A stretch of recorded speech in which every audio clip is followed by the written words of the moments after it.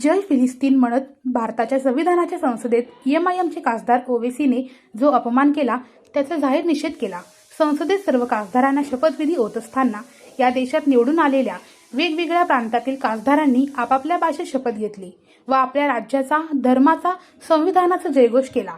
या देशाच्या प्रत्येक नागरिकास जय भीम, जय भीम, जय हिंद, जय महाराष्ट्र, जय तेलंगणा अशा विविध घोषणा देऊन आपापल्या राज्याचा, धर्माचा, अस्मितेचा गुणगौरव करण्याचा अधिकार आहे।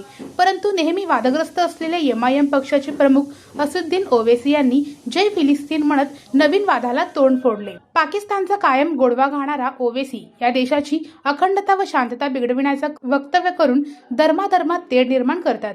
भारतात राहणाऱ्या हिंदू, मुस्लिम, ख्रिश्चन, जैन, बौद्ध अथवा अन्य धर्मीयांनी संविधानात सर्वश्रेष्ठ मानून संविधानाचा, संसदेचा व भारत देशाचा आदर केलेला आहे। आम्हाला सुद्धा या देशातील सर्व जाती धर्मांचा, प्रदेशाचा, देशाचे संविधान मानणाऱ्या देशवासियांचा आदर आहे। परंतु ओवेसी यांनी केलेल्या वादग्रस्त वक्तव्यामुळे त्यांच्यावर देशद्रोहाचा गुन्हा दाखल करून त्यांची खासदारकी रद्द करावी अशी मागणी शिवसेना जिल्हा प्रमुख अमोलबापू शिंदे यांनी केली।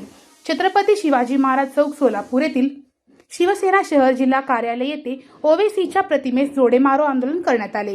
या प्रसंगी शिवसेना जिल्हा प्रमुख अमोलबापू शिंदे, तुकाराम नाना मस्के, संजय सरवदे, समर्थ मोटे, राजकुमार शिंदे, मनीषाताई नलावडे, पूजाताई चव्हाण, अनिताताई गवळी, चव्हाणताई, मारताताई असादे, शरद काटे, शशिकांत शिंदे यांच्यासह आदी पदाधिकारी व असंख्य शिवसैनिक उपस्थित होते। संसदेकडे आपण बघतोय, त्या संसदेमध्ये हैदराबादचा एमआयएम पक्षाचा खासदार ओवेसी त्याच्या भाषणामध्ये जय फिलिस्तीन म्हणतो।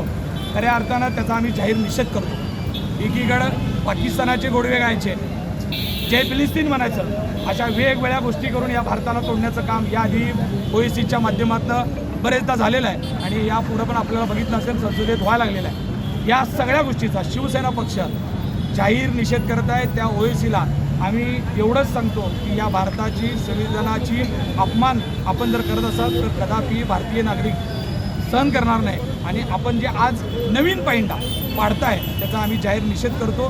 प्रत्येक व्यक्तीला पूर्ण अधिकार आहे, तो जय मी म्हणू शकले असते, जय भीम म्हणू शकले असते किंवा त्याच्या आपापल्या पक्षाचा, जातीचा अभिमान असणं हे राहत आहे, पण जे फिलिस्तीन म्हणून खऱ्या अर्थानं आपल्या भारतीय संविधानाचा हा अपमान आहे। मी त्यांची खासदारकी रद्द झाली पाहिजे आणि त्यांच्यावर देशद्रोहाचा गुन्हा दाखल झाला पाहिजे अशी विनंती करतो।